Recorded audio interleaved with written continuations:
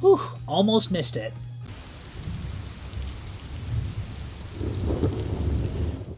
Hello, welcome back to P-Storm. I am Pluvius Lilon, and today we're gonna play Apollo Justice Ace Attorney. Now, last year we finished off the Phoenix Wright Ace Attorney trilogy, so I, took a little break from Ace Attorney, but I figure, yeah, it's probably about time.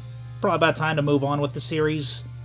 So, we're gonna start on the fourth game, Apollo Justice Ace Attorney, which takes place in 2026, so hey, no time like the present, because it's coming. The future is now, baby. Okay, let's get started.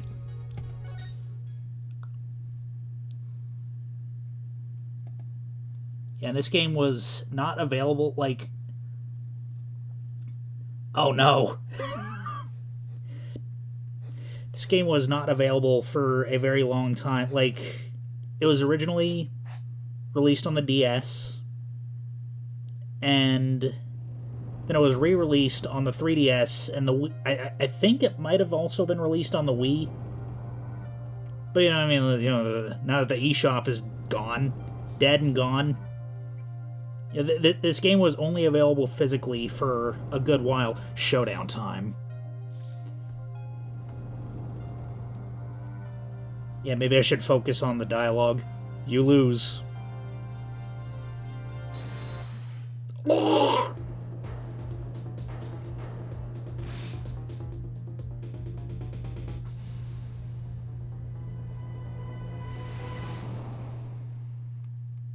Damn. Killed a man over a game of cards.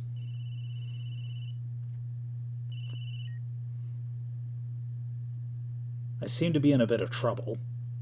Something like that. Dead. Someone hit him. Hard.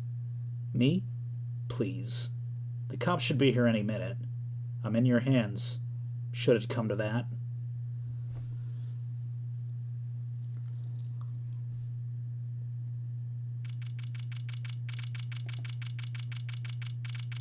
$420, bruh. Panicked. Palms sweaty. I can admit it. I'm nervous. Ah, good morning. Good morning, sir. You look tense, Justice. Wound up tight. Wound up, sir? No. I'm loose. I'm fine. That screeching noise, is that your voice? I suppose it's to be expected. Your first trial and it's a homicide. I guess justice doesn't start small, huh? I'm fine. I got up at 5 a.m. to do my Chords of Steel voice workout. I'm fine. Ah, that explains it. I did detect a certain rasping quality to your speech. I overdid it again. As you know, your client today is a good friend of mine. I wouldn't want to let him down, if you get my drift. Drift gotten, sir. I'm all over that drift. As it happens, I dined with him the night of the murder. We can't let this case fall through. Yes, I'm fine, sir. One more thing. Don't say you're fine quite so much. People might take you the wrong way. I'll be preparing our case. You might want to introduce yourself to the client.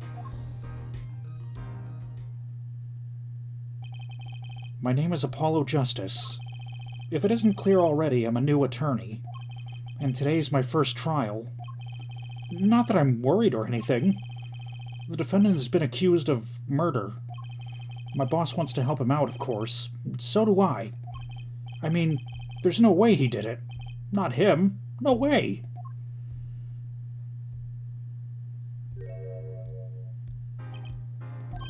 Whoa. Good morning. Morning. It's all up to you today. First trial, nervous. Meeting him, cardiac arrest. They think I'm supposed to say something. Help? So you're... Fine. I'm fine. Ah, Mr. Fine, is it? I did remember you having an odd name. Well, we're off to a great start. Are you sure you're okay? I mean, with me? Mr. Gavin's a top-notch defense attorney. And he's your friend, so why? You'll see. You can do it. Be confident. I'm really sorry this happened to you. I mean, It's time. Shall we? Yes, sir. Okay. I need to focus. First trial, here comes justice.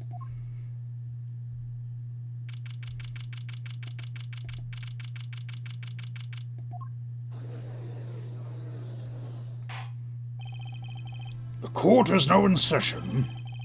The prosecution is ready, Your Honor. The defense is, fine. Ready, Your Honor. Mind going blank. Don't panic. Too late. Your name was Mr. Justice? And this is your first trial? Yes, Your Honor. But I'm fine, really. Are you quite sure? Your voice sounds a bit strained. Mr. Gavin? Yes, Your Honor. I was under the impression that you would be heading up this case. That was my intention, yes. However, a defense attorney must always cede to his client's wishes. And my client specifically requested Mr. Justice. Well, of course he wants justice. But to entrust his case to this greenhorn? Why? I do not exaggerate when I say you're the best defense attorney in town, Mr. Gavin. Okay, so Gavin's got trial experience, fine. But does he have cords of steel? Then let's begin. The defendant may enter the courtroom.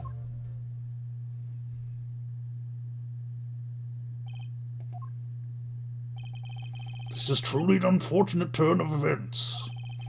I'm sorry we had to meet again under these circumstances. Long time no see, Mr. Wright. Let's put the past behind us, shall we? These days I'm merely Phoenix Wright, piano player. Mr. Wright, how could this have happened? I won't speak of it further, then. If the prosecution would be so kind as to explain the charges, Mr. Payne?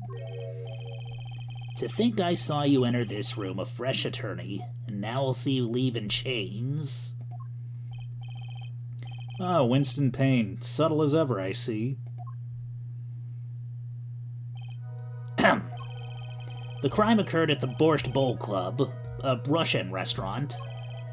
The defendant, Phoenix Wright, took the victim, a customer, and he hit him, wham, on the head. Smack! Killed him cold. A customer at the restaurant, you say? And the defendant, you say he was... The pianist for the club, it seems. Phoenix Wright? A pianist? This is the weapon that took the victim's life. A bottle of grape juice. And yes, it was actually grape juice. It was not wine. Even in Japan, it was grape juice. Grape juice is apparently our defendant's drink of choice. The court accepts the deadly bottle as evidence. Something to note, Justice. All evidence is filed in the court record. Make a practice of checking it frequently. The court record. Right, I've heard of that. Use E to look at the evidence so far. I'm confident in your ability to handle this. Right, just use E. Sounds like it's time for some hands-on action. So the victim was a customer at this restaurant. But just who was this, Shoddy Smith fellow? We believe he was a traveler, Your Honor. A traveler? According to his passport, he had been out of the country for a number of years. He'd only returned to this country recently, though his place of residence is unclear. And he had some sort of connection with the defendant? That, too, is unclear at the present, Your Honor. We believe they first met at the Borscht Bowl Club the night of the crime. If they had only just met, then why murder? Perhaps the victim slighted the defendant's piano playing. That doesn't appear to have been the case. No, the motive had nothing to do with the defendant's lack of playing skill. At least not piano playing. I'll let this photo explain the skill issue.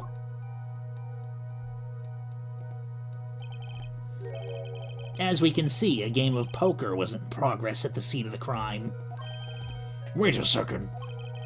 Isn't poker gambling? That's a crime in and of itself. Indeed, it appears our defendant has fallen to become the basest sort of criminal.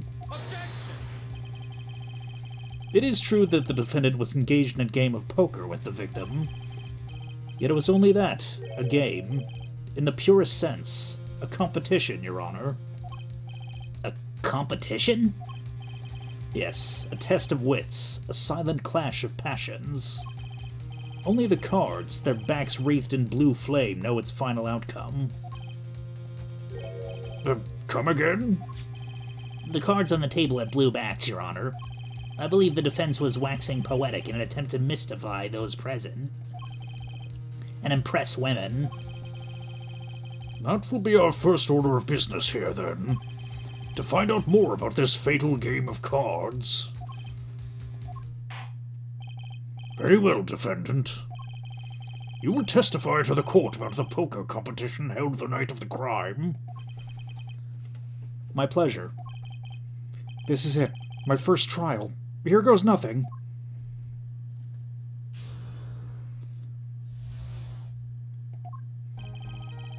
I'm a pianist by trade, yet I can hardly play at all. My real job is to take on interested customers at the poker table. The room where we play and the competition in there are the club's main attractions. The rules are simple. We play a game of poker using 2 decks of cards. That's all it is. A game. And our customers are happy. A pianist who can't play piano? Better than a defense attorney who can't defend. Very well. The defense may begin the cross-examination. Right, Your Honor. My first cross-examination. Don't blow it. Are you alright? You're sweating bullets. Bullets? Where? It's a figure of speech, Justice. Your voice sounds strained and raspy, too. My brain feels strained and raspy, sir. You've watched me perform cross-examinations many times. Though you've never done one yourself, have you? Care for a refresher? What to do? Should I ask Mr. Gavin for a refresher course in cross-examinations? Nope. I know all about it, baby. No need for help here, sir. I think I've got this one cornered. But I think you'd better do more than think. You know it or you do not. I'm fine. The cords of steel are ready for battle. My weapons, press and present. Find any inconsistencies, any lies in the testimony, and reveal them to the court. That is cross-examination. Learn it, know it, do it. Inconsistencies? Lies? Phoenix Wright? As if. Phoenix Wright would never lie, and it's up to me to prove it. The defense may begin its cross-examination.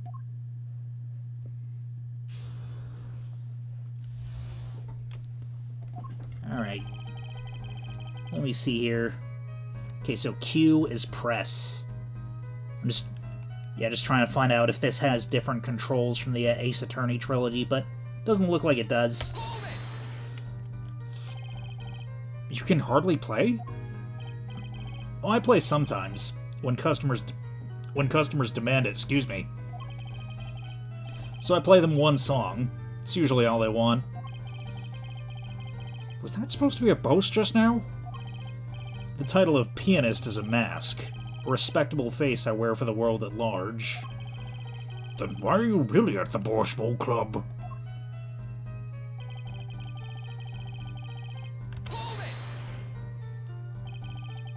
They pay you just to play poker? That would seem to be the case. I'm a professional, after all. Bah! Do I detect pride in that statement?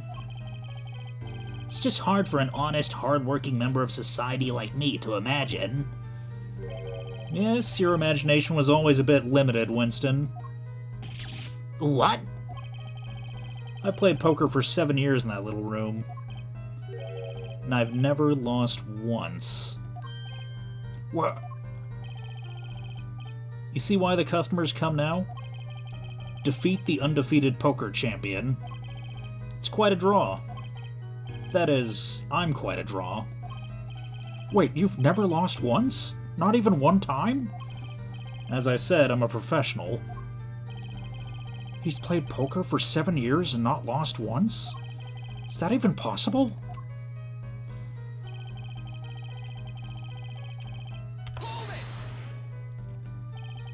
The room in the crime scene photo is an attraction? It has quite a history, actually. The Borscht Bowl Club used to be a gathering spot for black market types back in the day. Black market? All in the past. Things like the black market are only on the silver screen nowadays. Suffice it to say that there were a lot of deals being made under the table. Right there in that room. A smoky room, gambling hoods, you know? Just looking at this picture makes me feel bad. The bosses gather around the table, cutting deals, safe from the eyes of the law. Meanwhile, a goon keeps watch through the small window. I can practically picture it now.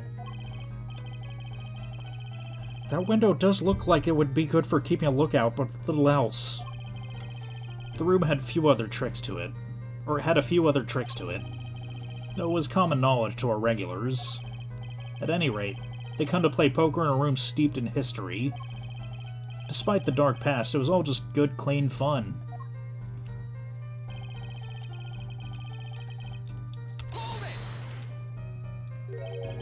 Two decks of cards? A simple measure to prevent cheating. If you alternate 2 decks, no one can slip in cards. There's something else I noticed. In addition to the cards on the table, there are some lying scattered on the floor.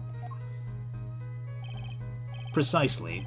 Cards on the table, cards upon the floor, each one forming a complete deck. A crime scene painted blue by a sad sweep of cards. It's poetic, really. Incidentally, we used 2 types of cards at the club. One deck of cards was red, the other was blue. As I recall, in poker you make 5-card hands. I can see how it would be easy to cheat. Yes, a game of hands.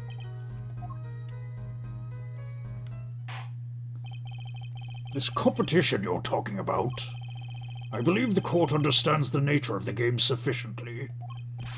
That's right. It was a simple game, after all. Are you sure? Huh? People are not murdered over simple games, Mr. Justice. Defendant, you were in the room at the very moment the crime occurred, yet you claim no connection to the crime. Now that's strange. What's strange? I was testifying about the competition that night.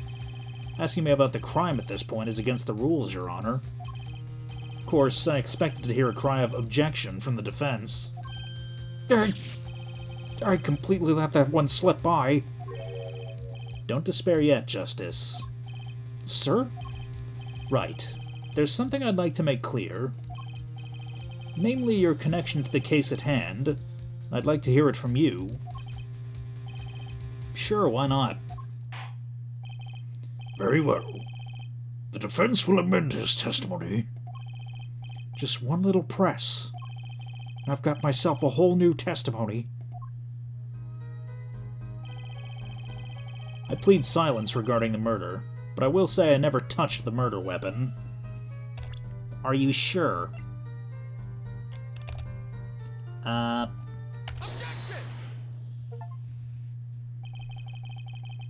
So you say you didn't touch the murder weapon, this grape juice bottle?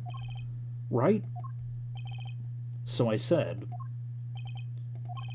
Something the matter, Mr. Justice? Too bad our new defense attorney never learned how to play dumb. What's this, Mr. Payne? I examined the bottle in question, you see, and it was covered with the defendant's fingerprints.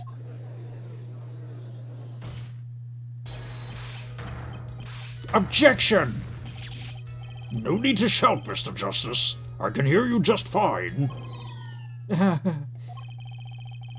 Excess yelling can damage the judge's ears, and our case. But what about my cords of steel? Anyway, what's so strange about fingerprints on a bottle in a restaurant? Well, that's true. The prints alone don't...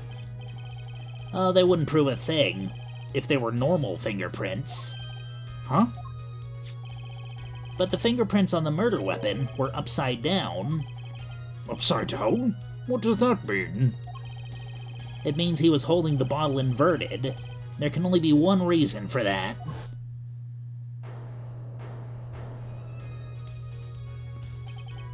Yes. To brain someone with the bottle.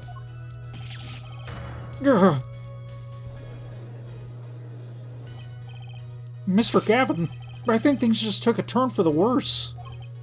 Oh? I see no problem, Justice. Huh? The only thing that matters is the truth. There's a good reason for everything, you'll see. Defendant, can you explain your fingerprints on this bottle to the court?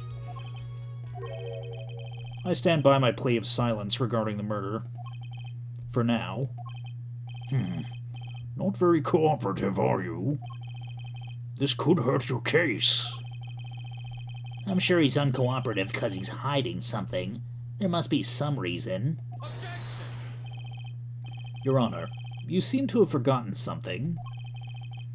But what might that be, Mr. Gavin? On the night of the crime, who was it who reported the murder to the police? Reported? Well, that was the defendant, Mr. Wright, but still, that... Really? Yes, well, according to the case file, the murder was reported from near the scene by a call from the defendant's cell phone. Near the scene? Let's take a look at the diagram of the murder scene again, shall we?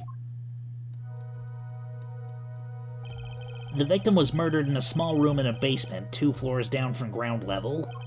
Of course, cell phones can't get reception so far down. The defendant used the stairs in this hallway to go above ground. The call came from the first floor of the restaurant. I see. And this is the phone that made the call. The defendant could have just fled the scene of the crime if he so chose. Yet he fulfilled his duty as a citizen and reported it to the authorities. And you claim he is being uncooperative? Yeah. Nice save, Mr. Gavin. I better not waste this. I think the prosecution has toyed with our client enough for the time being. Toyed? I assure you, there's no one more serious about... What was it you just said? The defendant was in the room the very moment that crime occurred? How can you possibly know this? That's a good question. How indeed? The answer is simple, Your Honor. The prosecution has a decisive witness. You're as good as they say you are. So someone else was in the room the night of the crime? That must mean they witnessed the crime. Everything up till now has been a warm-up, Justice. Are you ready? Very well. The prosecution may call its first witness to the stand.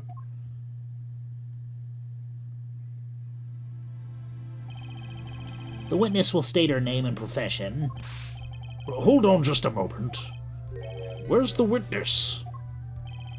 I surmise that she's been frightened by the defense's demonic-looking horns. So use a little hair gel. Relax, people. Have no fear. If any horns point in your direction, this court will cut them off. You are sure? I swear it upon my gavel. Please come out. Isn't violence against hair a crime, Your Honor? Well, if you're sure it is okay.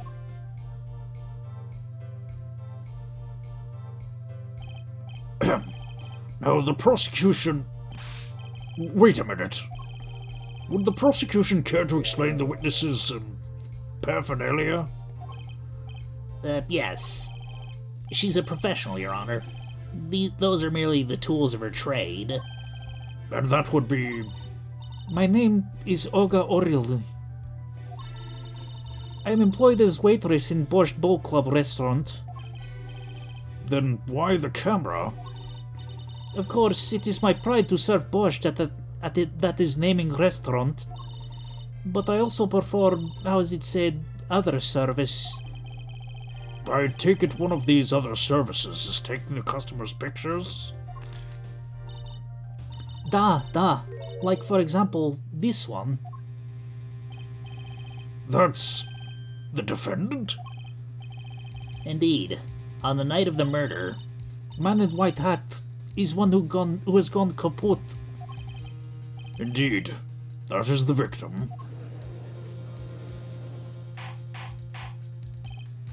Order! Order!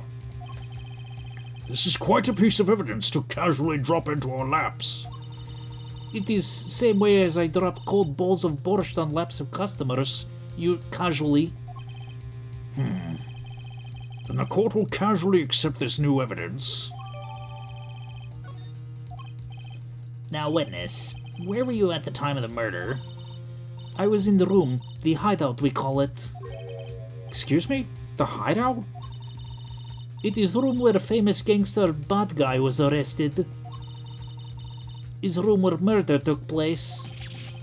What? Your look of utter surprise. It is lovely.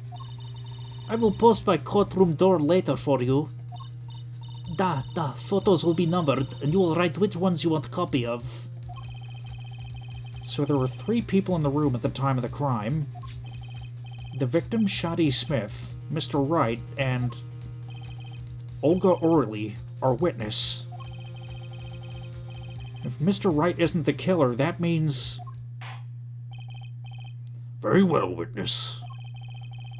You will testify to the court about that night's events.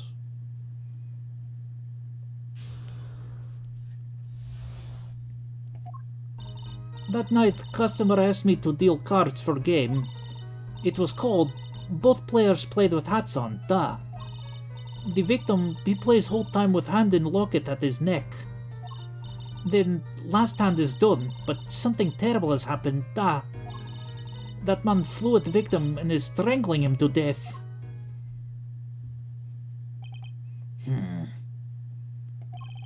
Incidentally, who won the game? Isn't it obvious? The winner was the victim, Mr. Smith. Also, I just lost the game. That's ridiculous. Because Mr. Wright can't lose. Justice? Maybe you can come up with a more legitimate objection. But he hadn't lost in 7 years. Take it from me, kid. It happens. I didn't lose a case my first 7 years as a prosecutor either. Incidentally, I have some evidence here.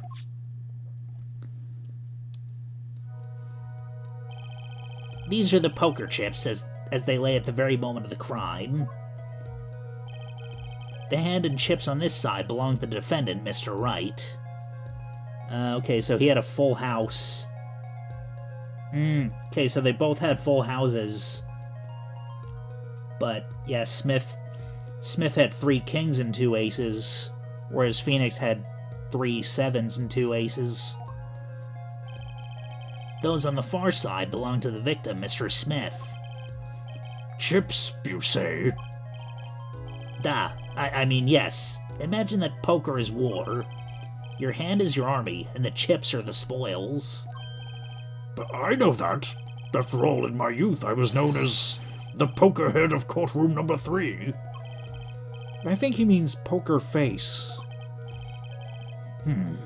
Looking at this picture, it does seem that most of the chips are on the victim's side of the table. Chips. Very well. The defense may cross-examine the witness.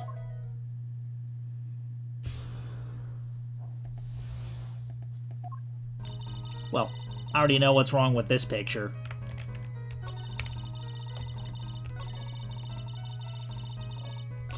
Do I really gotta sit through the whole... like, the whole thing where it...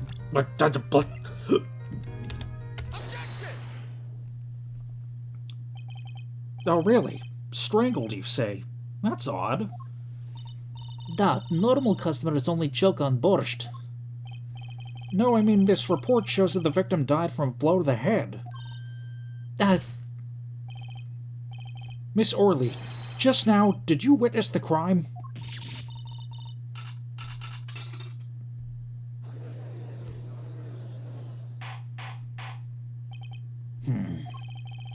Looking at the picture, it doesn't seem like he was hit. He's still wearing his hat and everything. Yet it's a fact that he was hit, Your Honor. Here's a photo where we took off the victim. Here's a photo we took of the victim with his hat off during our investigation. Well, that's quite shocking, isn't it? This head certainly was hit. But I have seen it happen. The defendant, he lunged at the victim, his neck. Oh, really, Miss Orley? I think I've caught you in your own lie this time. Justice. I admire your enthusiasm, but perhaps you should think this through once more. What do you mean? I found a contradiction. There's one thing in her testimony that troubles me. Very well. It seems we should continue the cross-examination. There's such a thing as thinking too much. This horse is dead. Let's stop beating it. There's such a thing as thinking aloud too much, too.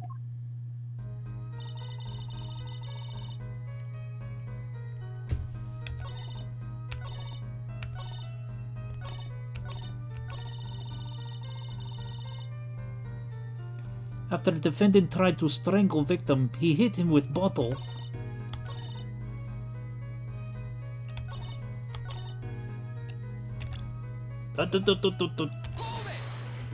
Yeah, I guess I should start pressing. You were dealing cards. Do you do this often?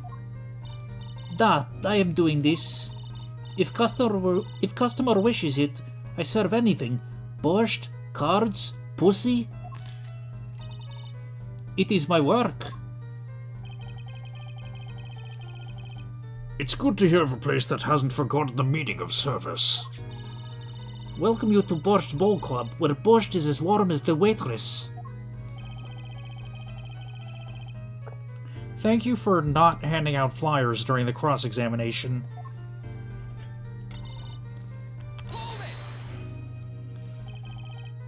It's already April. How could it be cold? At Borscht Bowl Club, we have pride in an authentic rustic Russian restaurant theme. Outside it is city in spring, but inside it is always as cold as Mother Russia. No way am I going there. When it comes to hot borscht, cold is best seasoning, da?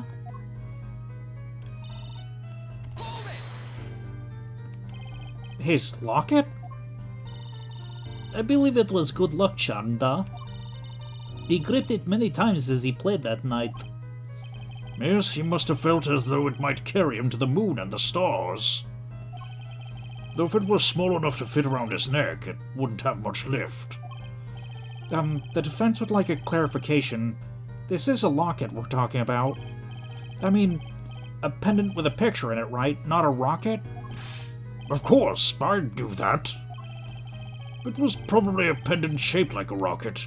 That's why she called it that. No, a locket's a locket. It doesn't matter what shape it... It's considered bad form to poke fun at the hard of hearing in our society. Hard of hearing or hard of understanding? So what happened next?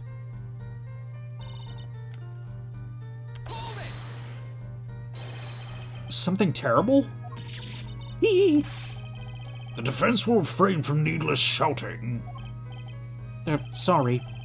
I had to seriously reconsider this vocal training thing. Now, Miss Orley, can you tell us what happened? Oh, I was so frightened. I trembled with fear.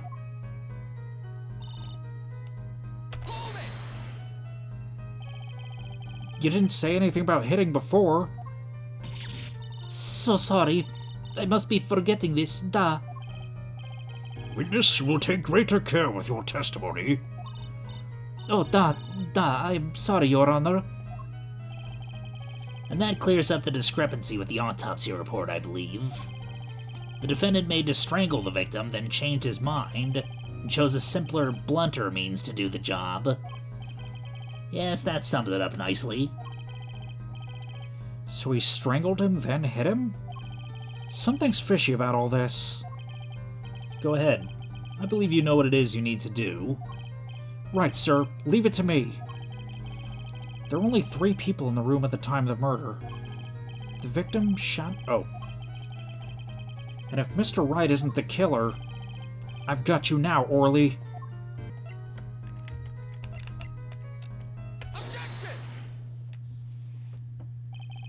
You know, there was one curious part in her testimony, just like Mr. Gavin said. But what does it mean? Mr. Justice, would you care to explain what it is you're thinking so intensely about? Recall the testimony, Your Honor. The victim played with his hand and on a locket at his neck, I believe she said. I hope you aren't about to raise an objection to the witness's grammar. No, but look at this photograph.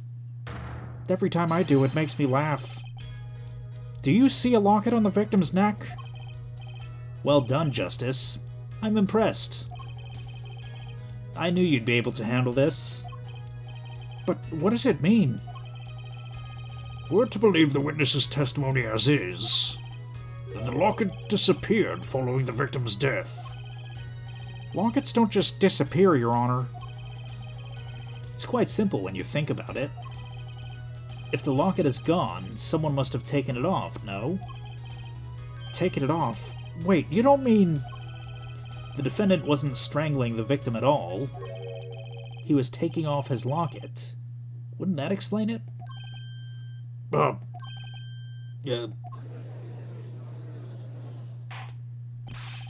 Defendant, what do you have to say to this? Say, Yes? I just noticed this, but you've something hanging around your neck, don't you? Oh, you mean this? Yes, it's a locket with a photograph inside. A photo of my daughter. Come again? Mr. Wright, you have a daughter? We confirmed it at the time of the arrest. The picture in this locket is indeed Mr. Wright's daughter.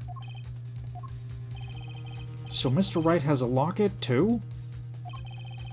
Why don't I buy that this is just a coincidence? Well now, if the results of this poker game led to the murder, perhaps we should hear a bit more about the outcome of the game. Further testimony won't really be necessary. It's clear the defendant lost. Badly. I mean... He only lost by like a rank of 4.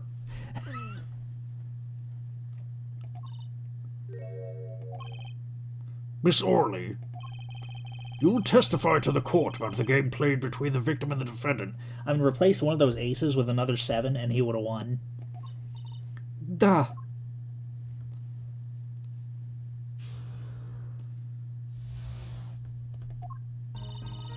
The game began with 3,500 points in chips for each man. House chips come in 2 sizes, small and large. The one who is winning, it was victim. For last hand, defendant play with all chips on table and lose. The moment loss was decided, defendant grabs bottle from table and... Indeed, looking at this picture, it does seem to be a one-sided game. As the court knows, poker was the defendant's life. Failure must have been a bitter pill to swallow. How many times have I heard those words? I done it in a fit of anger, Your Honor, and now I regret what I done. A common tale, but true. Methinks the judge watches too many old court movies. Mr. Wright said he hasn't lost in 7 years, so this testimony must be wrong.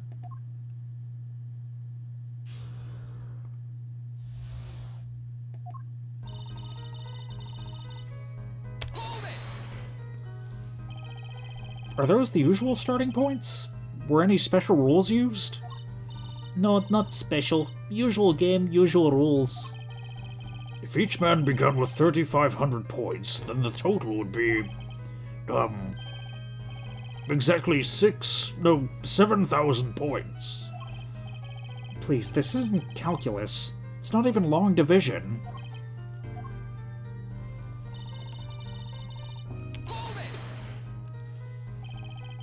Are the chips in this photo all the chips that were used?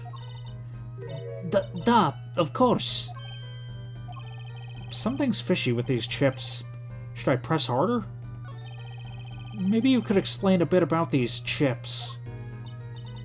Explain? What is there to be explained? Poker chips are poker chips. They're not fish and chips, not a chip off the old block, not a motorcycle cop, not a... Thanks. Now that I've pressed her, I better ask something. What are these chips worth?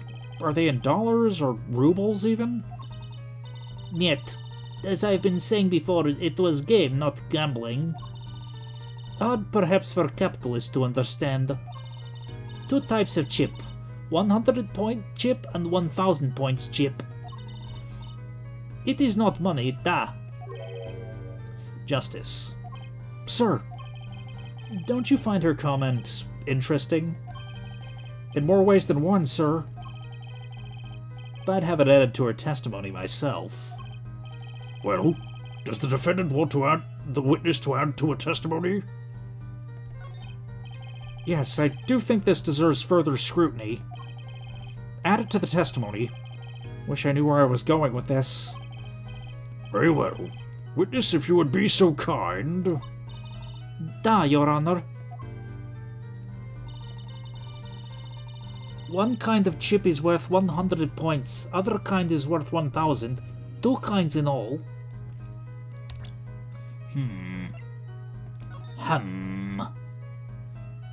Okay. Let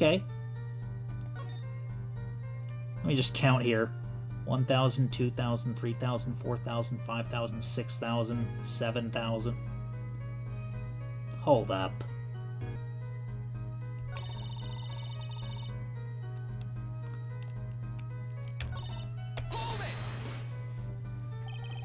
Mr. Gavin said this testimony is important. To be honest, I have no idea why. Mr. Justice? Do the court a favor and think of what you want to say before raising your hand. We're not in kindergarten. Sorry, I'm fine. I better think of something to ask. And quick. The 2 types of chips. Da? The small ones are 100 and the big ones are 1,000. Right? Right, of course.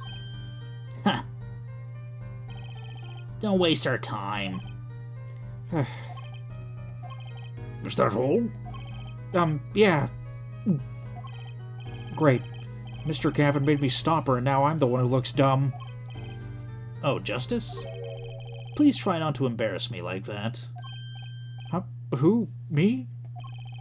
There's a clear contradiction in the information you have in your hands. What? It's a simple matter of calculation. Go on, try it. We're not in kindergarten after all. Calculation?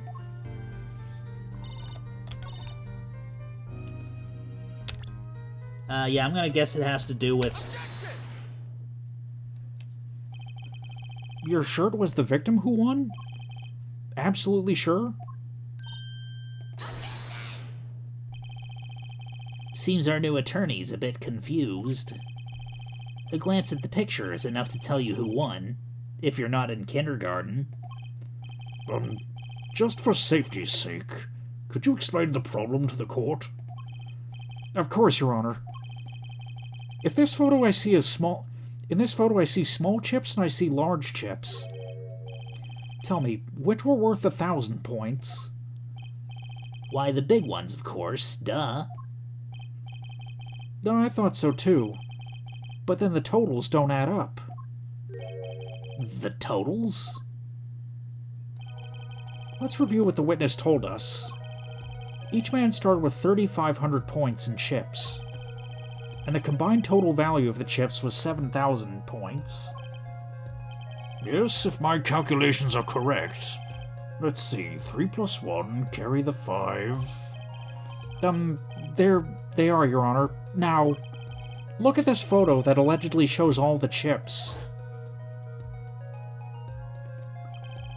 If the big chips are worth 1,000 points and the small chips are worth 100, and you add them up...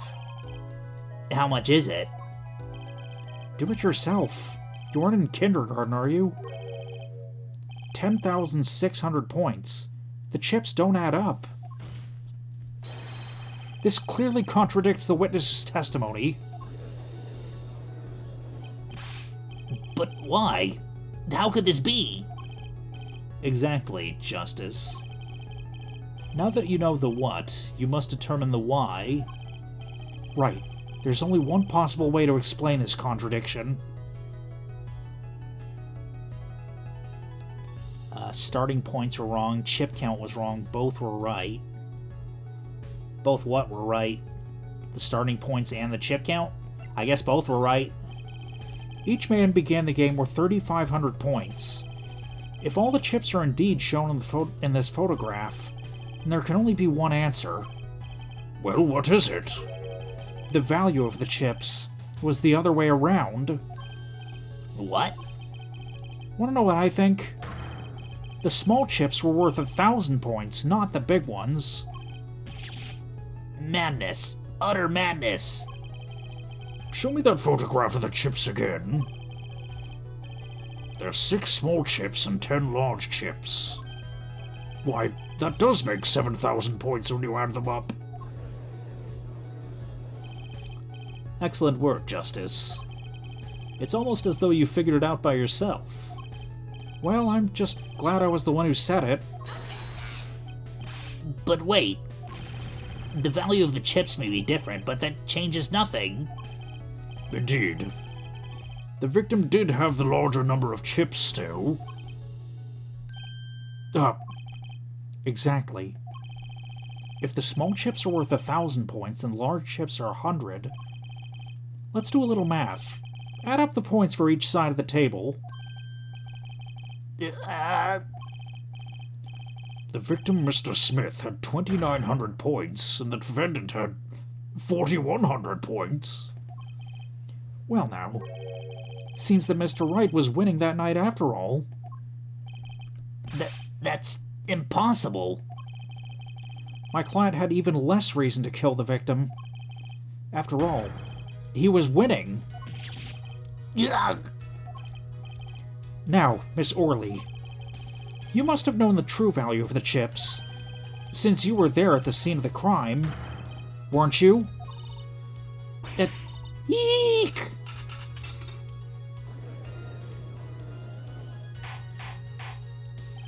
Order! Order! It appears our defendant has lost his motive, and Mr. Wright's supposed defeat never happened.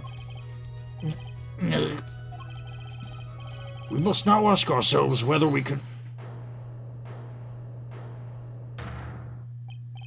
Excuse me? What is it, Miss Orley? I did not want to be saying this, but actually, you see, See what, Miss Orley? What do we see? In the last hand, there was cheat. A cheat? You don't mean a trick? Wait, or do you mean a scam? They're all the same thing. Yes, there was cheat in last hand. That is why game ends with chips as they are. Great, just great. First we have lying, now cheating. Well, this case certainly has taken a turn for the interesting. Witness, you You will please testify to the court. Tell us about this cheating in the final hand.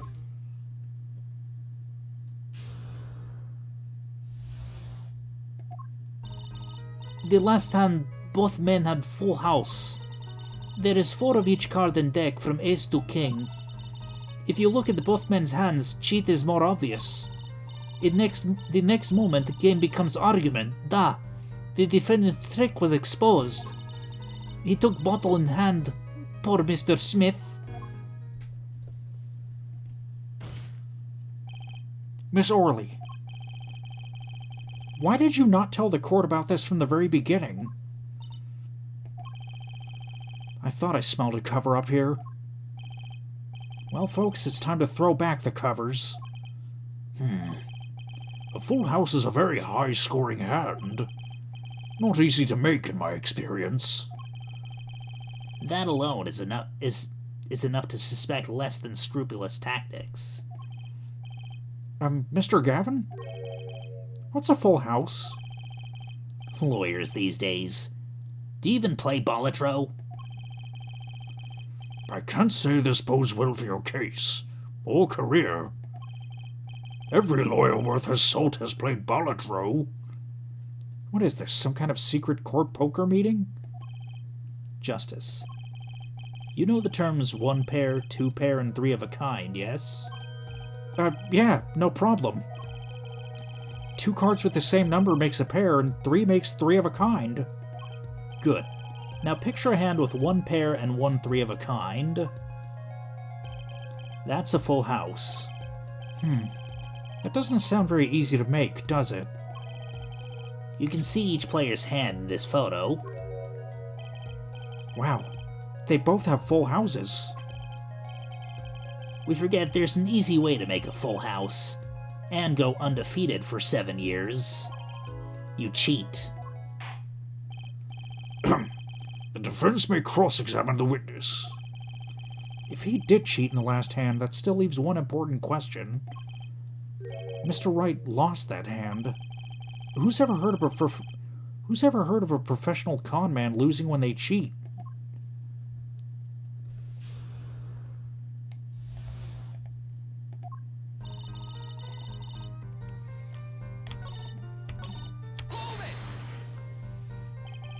Just how hard is it to make a full house anyway? It is quite hard, duh. It is making a pair and 3 of a kind at the same time. I guess that's right. Very difficult, to be sure. You can take my word as the poker head of courtroom number 3. Very difficult, duh. But is not impossible. Okay, full house, hard. This line of questioning, a waste of time.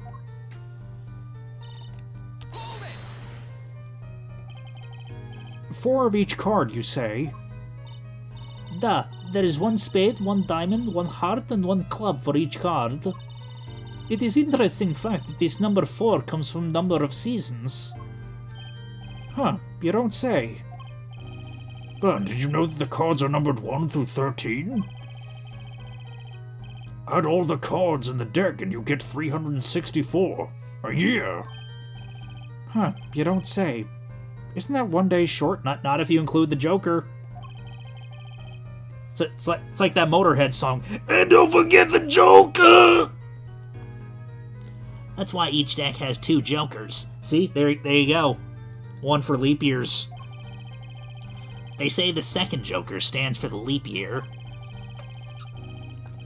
Thus, you have a perfect representation of the year, all in a deck of cards. Huh, you don't say. We're going to be in this courtroom for a year if it keeps going like this.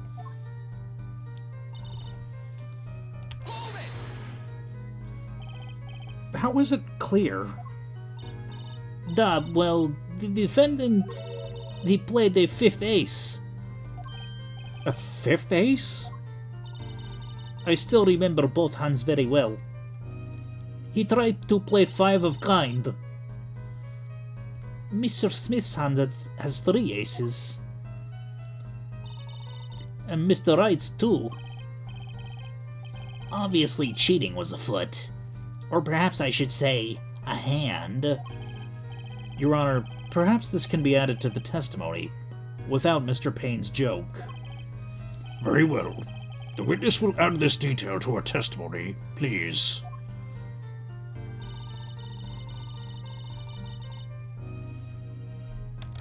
Huh. Is that true? Grok, is this true? No? No? What? What? No. It appears the witness is mistaken. Mistaken? But my name... Look, this piece of evidence clearly contradicts what you said in your testimony. That's the photo of the chips, is it not? Justice. Perhaps you ought to explain your point in a way that the judge can comprehend. In other words, use your finger to point out your point. Yes. Please point out the contradiction in this photo.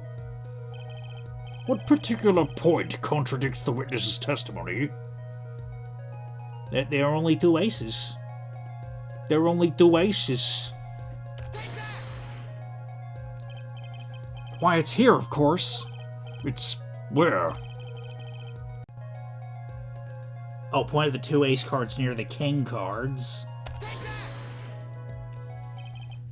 Miss Orley, in your testimony you made the following claim. Mr. Smith's hand has 3 aces. But as you can clearly see, the victim's hand only held 2 aces. Well, then maybe the witness was simply confused. Perhaps it was the defendant's hand that held the third... Perhaps it was the defendant's hand that held the third ace in question. Take another look at the evidence. As you can see, the defendant also only had 2 aces in his hand. Where's this 5th ace? I see cheating, all right. It's going on right here in this courtroom. 2 aces in each player's hand does make 4 aces total. Hardly proof of cheating. Wait, please. It is true. I have seen it. The 5th ace. There was cheating, I swear to you. That's odd. She must be lying, yet she's the most sincere I've seen her all day. You're right to trust your instincts. Mr. Gavin? Who knows what lies in store for us in the trial ahead? Your Honor, if I may, I have a suggestion. What might that be, Mr. Gavin? If you don't mind, perhaps we might examine the actual cards. The cards? Mr. Payne. Yes? The players' hands that night were set aside as evidence, were they not? The defense would like to request that the cards be shown to the court. Very well. The prosecution will submit this evidence. Which will you examine? The victim's cards or the defendant's cards? If these cards don't prove cheating was going on, nothing will. Now, which of these hands is more suspicious? Let's start with Mr. Wright's hand. The defense would like to view the defendant's hand. Very well. Mr. Payne, your evidence. Yes, Your Honor. Well now, let's see what we have here. Right, sir. When examining evidence, be sure to view it from all sides and angles. Try using the arrow keys to turn it every which way and B and M to zoom in and out. That should give you a better perspective on the case. Okay, let's do this.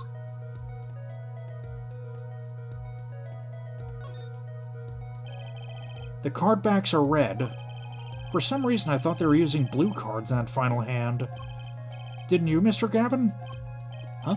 Oh, Which was it now?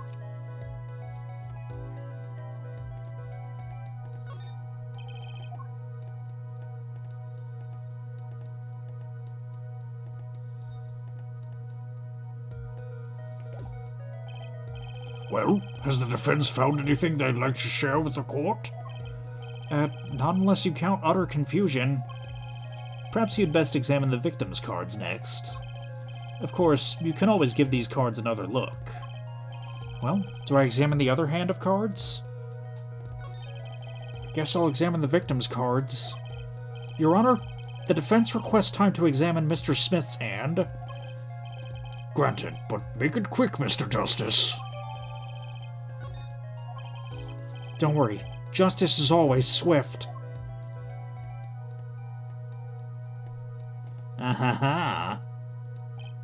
What? Your Honor, look at this. One of the victim's cards. The back is a different color. That's impossible.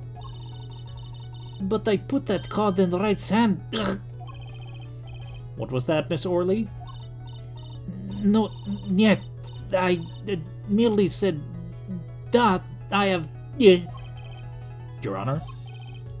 Mr. Gavin, yes? Tell me, what is the easiest way to cheat in poker? To cheat? I'll tell you. One merely needs a friend. A comrade, shall we say. The dealer. Wait, so you mean... This witness, Miss Orley... She's the cheater. A professional, I'd wager.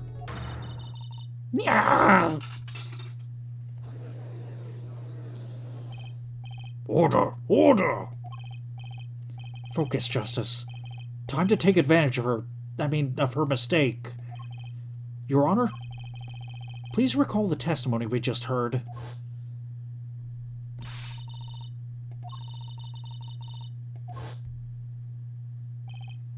Ergo, Miss Olga Orley conspired to cheat not with my client, but with the victim, Mr. Shadi Smith.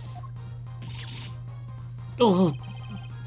Not only did she cheat, she cheated poorly. Therefore, it's not hard to imagine an altercation between her and the victim.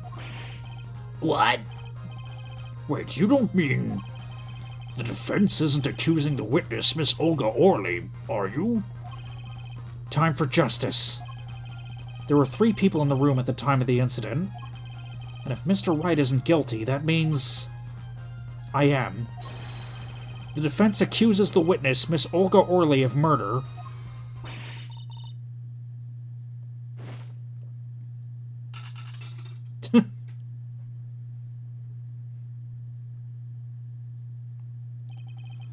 Mr. Payne, where's your witness, Miss Olga Orley? It appears she has lost consciousness, Your Honor. Mr. Justice? Your Honor? It seems you presented a new possibility to the court. One suggesting a connection between the witness and the victim, Mr. Smith. And that means... This court cannot pronounce a verdict for the defendant at this time. What? I did it. I held out. I see no point in prolonging the trial this day. The prosecution will need to make further inquiries.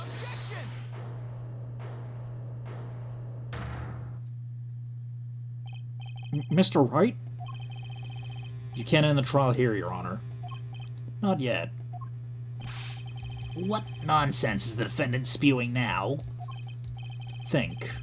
One of the cards had a different colored back. Don't you wonder what it means? What are you doing, Mr. Wright? Raising objections right when you're about to get off the hook? Ridiculous. Mr. Payne, you of all people should know, Mr. Wright has a talent for the ridiculous. Perhaps we should get to the bottom of things. Let's clear up the facts about the game that fateful night. As was said before, we alternated between 2 decks of cards that night.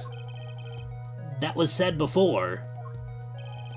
The 2 decks at the club have different colored backs, blue and red. 1 color per deck. Why use different colored backs?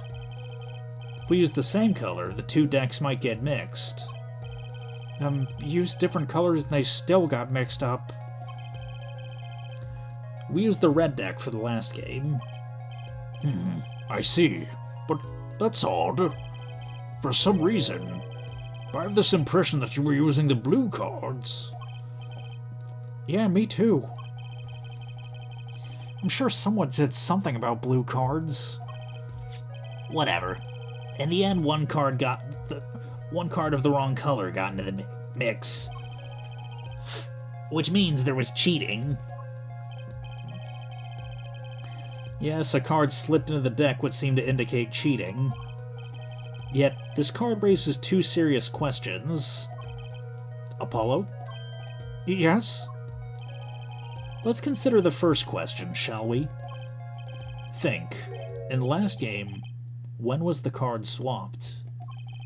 When? There are three broad possibilities here. It would have been swapped before the murder, during the murder, or after the murder. Well, yeah. Thanks for the news bulletin, Mr. Wright. Of course it was swapped. Oh? It might be as simple as you think, Mr. Payne, or it might not be.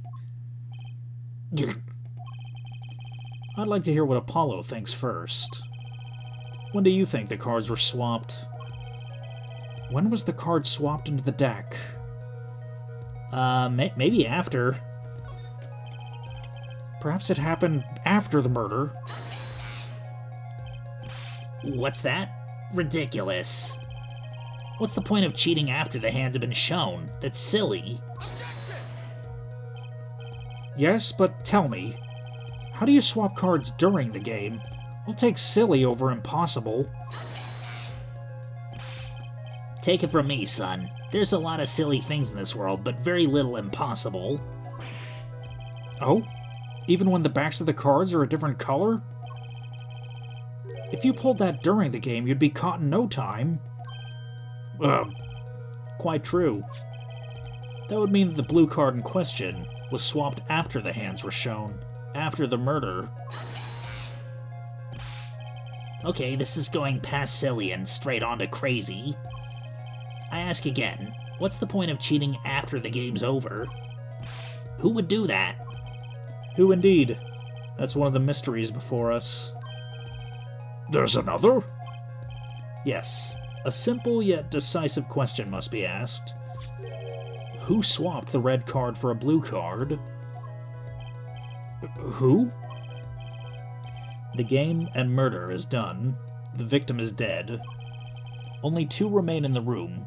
Alive, that is. The defendant, Phoenix Wright, and the witness, Olga Orley. Okay, so who was it that swapped the red card for a blue? Why, it must have been Olga Orley who swapped the cards. She was trying to cover up evidence of the cheating. That does make some sense. Sorry. But there's a problem with that explanation. Huh? The swapped card was from the wrong deck. Yes, a blue card was stuck into a red hand. Mixing a card from the wrong deck when the backs are different colors? Remember that you're talking about Olga Orley. She was the dealer. Do you really think she would make such a novice mistake? Actually, I have trouble imagining even the judge making that mistake. Give it a little more thought, Apollo. Right. Okay, so who was it that swapped the red card for a blue? The one who swapped the cards was Mr. Wright. It was you, wasn't it? And why would I do such a thing? Well, because, maybe you were trying to hide the fact that you cheated? That would make sense, but the swapped card was in the victim's hand. Oh. Sorry. I'm a nice guy, but I'm not that nice. Come to think of it, he would lack a motive for helping his opponent to win. Okay, so it must have been someone else. The one who swapped the cards wasn't Mr. Wright, of course. And, well, it doesn't seem like it could have been Olga Orley either. What are you suggesting? That's hardly a logical conclusion, I'll admit. As the defense, I think it only makes sense for you to name Miss Orley at this point. Yes, I know. But she was the one who dealt the cards, right? I just can't believe she would make the mistake of swapping the wrong colored card. And if the card was swapped during the game, it'd be obvious. Something you'd like to share with the court, Mr. Wright? My apologies, Your Honor. I was just thinking about how much fun this all is. Fun? How about confusing? I've no idea what the defense is claiming, Your Honor. If the one who swapped the cards wasn't the defendant, and it wasn't Miss Orley, then who was it? Yeah, well, that is the question, isn't it? Precisely. Huh? I believe we're about to see this case take a new direction. A new direction? We'll find that, indeed, after the murder, someone swapped one of the cards in the victim's hand, and that someone made two crucial mistakes. If you're going to tell us that the first was swapping the wrong color card... Wait, what? Or, I'm sure you're going to tell us the first was swapping the wrong color card, because the one who did the swap didn't know two colors of cards were being used. The other mistake was the number on the card. Right. The person replaced the fifth ace with a king. I'm sure whoever swapped it wasn't expecting there to be a fifth ace after all. All they knew was that the game had been won with a full house. So they picked up a king from the table and swapped it in. But there's one problem. According to our case record, this person doesn't exist. True, not until now. But you have to admit the possibility of a fourth person. Though it's more than a possibility. There was someone else there that night at the scene of the crime. What? I believe the judge spoke truthfully earlier. You do make trials ridiculous, Mr. Wright. This trial has proceeded on one central assumption, namely that at the time of the incident there were only 3 people in that room. I believe this new evidence, shall we say, overturns that assumption. The problem is that you chose to conceal this information from the court. I suppose that is a problem, yes. Court is adjourned for a brief recess. Mr. Gavin, I'll see you in my chambers during this recess. Certainly, Your Honor. Very well. The trial will resume in 20 minutes.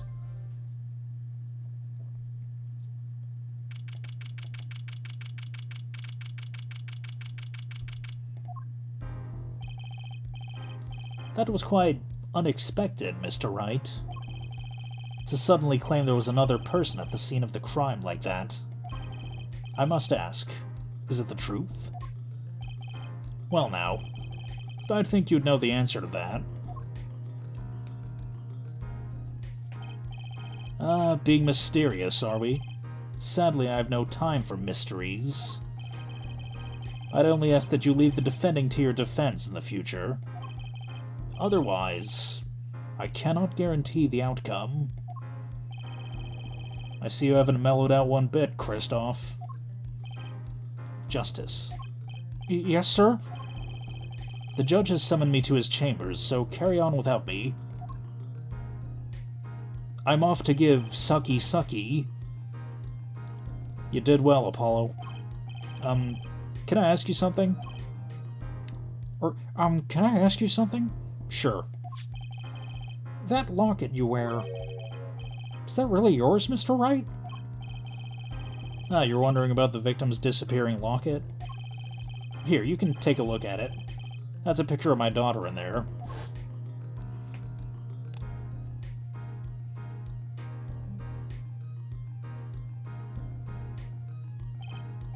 I'm just surprised to hear you had a daughter. Most people are. Perhaps you'll meet her one of these days. One more question. The one who cheated that night, was it you? What do you think? Huh?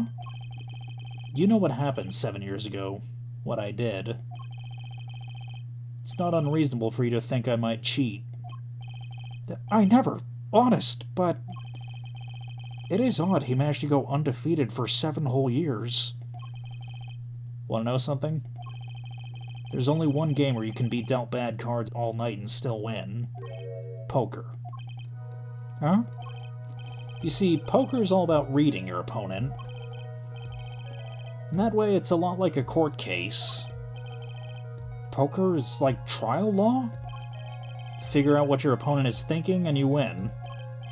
Well, yeah, but that's harder than it sounds. I think not. Try as they might to conceal it, everyone reveals their true thoughts in the end. Their body language can become a valuable source of information. You're kidding. That witness, for instance, Miss Orley. She would touch the back of her neck during certain parts of her testimony. Did you notice? No. Come on, who noticed that? Words, habits, twitches. It's all information for the reading. That's the secret to winning, Apollo. Someone taught me, and now I pass the secret on to you. But I'm not worthy. I mean, there's no way I'll pick up on these signals.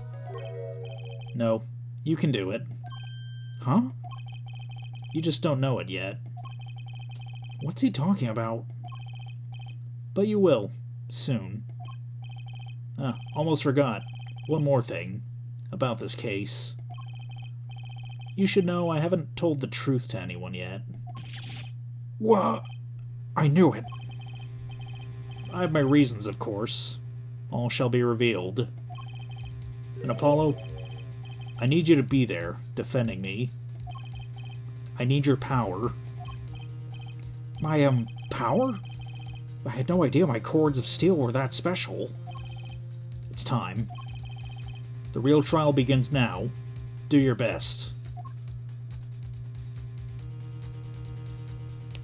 All right. To be continued.